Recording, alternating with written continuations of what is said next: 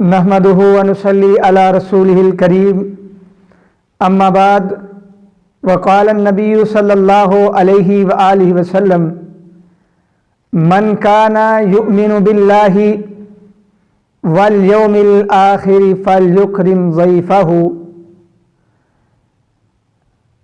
हज़रात, दीन इस्लाम एक ऐसा इस्लाम मज़हब है जिसके अंदर हमें हर शोबे के अंदर, हर लम्हात के अंदर हमारी रहनुमाई करता है। इसी तरह जब हमारे घरों के अंदर मेहमान आते हैं तो दीन इस्लाम हमें कहता है उनका जिस तरह भी हो सके उनकी इज्जत करे, मेहमान नवाजी करे, क्योंकि ये ईमान वाला कामल जो बंदा है वो मेहमान की मेहमान नवाजी करेगा। ये हदीस जो आपके सामने बयान की है, इसके अंदर भी अल्लाह के पैगंबर ने ये फरमाया, मन काना युमिनु बिल्लाह, जो बंदा अल्लाह पर, आखिरत पर ईमान लाता है, उसे चाहिए कि वो मेहमान की मेहमान नवाजी करे, उसकी इज्जत करे, फल युकरिम, इकराम करे, तकरीम करे। ये हमें पैगंबर ने फरमाया। लेकिन आज हमारे माशरे के अंदर क्या है, हम मेहमान को समझते हैं कि हमारे ऊपर बोझ आ गया है, हम समझते हैं मेहमान हमारे ऊपर ज़हमत बन गया है।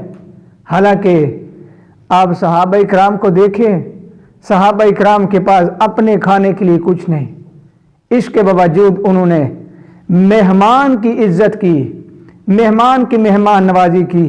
बड़े वाक़यात हैं, लेकिन मैं तफसीर के अंदर नहीं जाना चाहता। तो मैं आपके सामने ये बात बयान करना चाहता हूँ कि मेरा अल्लाह मेहमान को रहमत बना के ना भेजता है।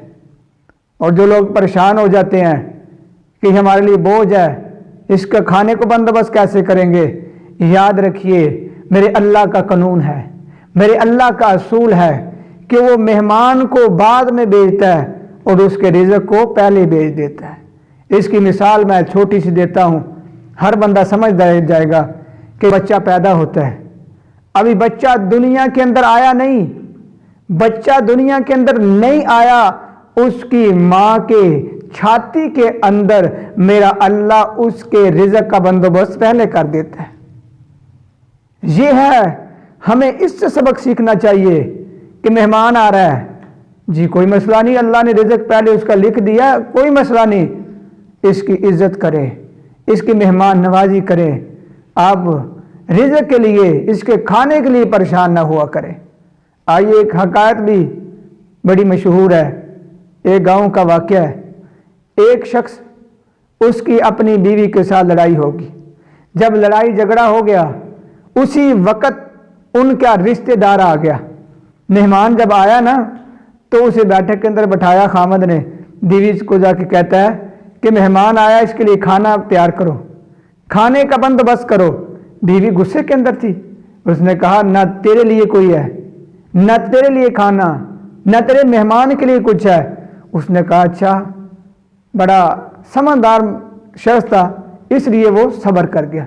आजकल हमारे माशरे के अंदर क्या है, बर्दाश्त ही नहीं जी, बीवी ने मुझे बात की, मैंने बीवी को तलाक दे देनी है, मैं बीवी को मारता है।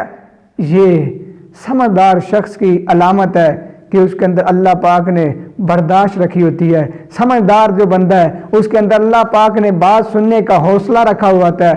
जब इसने कहा ना तेरे लिए खाना है, ना तेरे मेहमान के लिए खाना है, ये क्या करता है, इसने कहा ये इज्जत का मसला है, खाना तो मेहमान को देना ही देना है, मेहमान की मेहमान नवाजी करनी है। वो अपने हमसाये के घर जाता है, दरवाज़ा खटखटाता है, कहता है मेरी बीवी की तबीयत ख़राब है, तो मेरे घर के अंदर मेहमान आया है, तो मैंने उसको खाना देना है, तो खाना तैयार हो जाएगा। हमसाये कहते क्यों ना, हम आपके हमसाये हैं, हमारा भी हक बनता है, खाना तैयार करेंगे। कितने लोगों का? कहा 3-4 लोगों का। 3-4 लोगों का खाना तैयार करने के लिए वो भी तैयार हैं। जब वो तैयार करने लगे, ये अपने घर आया, बैठक के अंदर बैठ गया, مہمان کے ساتھ گپے لگانے لگا تو پانی مانگا مہمان نے۔ جب وہ شخص اپنے کچن کے اندر جاتا ہے، باورچی خانے کے اندر جاتا ہے پانی لینے کے لیے، اس کی بیوی وہاں بیٹھ کے رو رہی ہوتی ہے۔ تو یہ بڑا حیران ہوا، یہ تو بڑی شیرنی تھی، میرے ساتھ لڑ رہی تھی، جھگڑا کر رہی تھی، اب کیا ہوا؟ اس کے دل کے اوپر کیا اثر کر گیا؟ پوچھا کیا مسئلہ، رو کیوں رہی ہو؟ جب پوچھا زارو قطار اور رونے لگی۔ جب یہ معاملہ دیکھا تو وہ کہتی ہے پہلے مجھے معاف کریں، پھر میں سارا ماجرا سناتی ہوں کہ میرے ساتھ بنا کیا ہے۔ اس نے کہا اچھا میں مٹی ڈالتا ہوں اس کے، میں اپنے دل سے یہ بات نکال دیتا ہوں کہ ہماری لڑائی ہوئی ہے کہ نہیں۔ اس نے کہا اچھا ٹھیک ہے میں بات بتاتی ہوں، جب آپ کو میں نے کہہ دیا کہ نہ تمہارے لیے کھانا ہے نہ تمہارے مہمان کے لیے کھانا ہے، اس کے بعد میری ذہن کے اندر یہ بات آئی لڑائی میری اور میرے خاوند کی ہے، تو مہمان کو کیا جو ہے آپ ہم اس کے اندر گھسیٹیں، مہمان کو تو ہم نے کھانا دینا ہے۔ میں یہ نیت کر کے اپنے کچن کے اندر آئی، جب کچن کے اندر آئی تو میں کیا دیکھتی ہوں، ایک سفید لباس والا ہے، آٹے کا تھیلا جہاں ہمارا پڑا ہے وہاں سے آٹا نکالتا ہے، یہ نکلنے لگتا ہے۔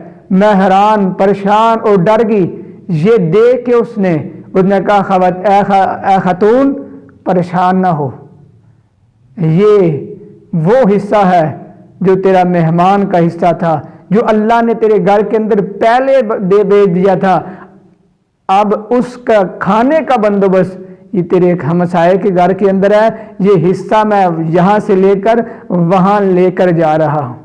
تو اس حقائق سے بھی ہمیں پتہ چلتا ہے کہ مہمان بعد میں آتا ہے، اس کا رزق میرا اللہ پہلے بھیج دیتا ہے۔ اس لیے جو اللہ پر آخرت کے اوپر ایمان لاتا ہے اسے چاہیے فَلْيُكْرِمْ ضَيْفَهُ، اپنے مہمان کی عزت کرے، تکریم کرے، اس کی مہمان نوازی کرے، یہ ہمیں اسلام درس دیتا ہے۔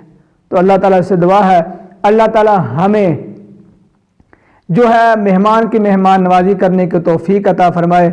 انشاءاللہ کل کے درس کے اندر بھی ہم اس طرح ایک حدیث اور ساتھ ہم ایک حکایت یا واقعہ ایسا جو ہمیں بلکہ ہماری زندگی کو تبدیل کر دے گا، تو اللہ تعالیٰ سے دعا ہے اللہ عمل کی توفیق عطا فرمائے۔